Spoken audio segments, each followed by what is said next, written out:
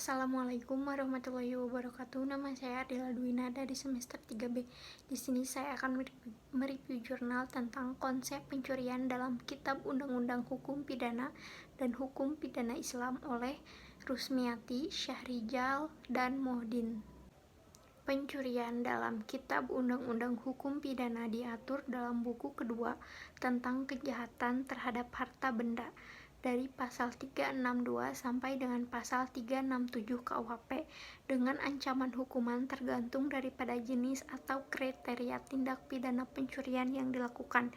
Sedangkan dalam pencurian hukum pidana Islam merupakan perbuatan pidana yang diancam hukuman potong tangan atau had dan ta'zir, sebagaimana firman Allah Subhanahu wa Ta'ala dalam Al-Quran Surah Al-Maidah ayat 38.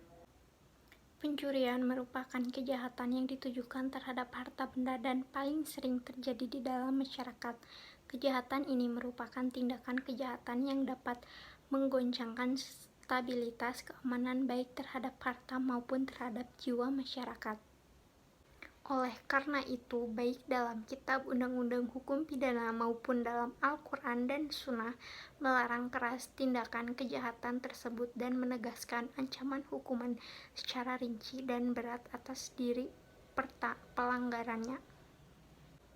Pencurian dalam pasal 362 KUHP yaitu perbuatan mengambil suatu barang yang sama sekali atau sebagian termasuk kepunyaan orang lain dengan maksud memiliki barang tersebut dengan melawan hak.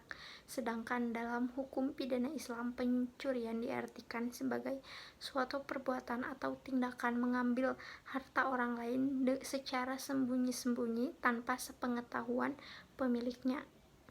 Jenis-jenis dari tindak pidana pencurian dapat dilihat dalam Kitab Undang-Undang Hukum Pidana.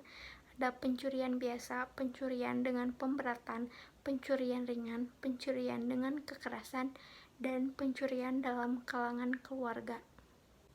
Sedangkan dalam hukum pidana Islam, jenis pencurian ada dua, yaitu pencurian yang dapat dijatuhi hukuman had dan pencurian yang dapat dijatuhi hukuman ta'zir.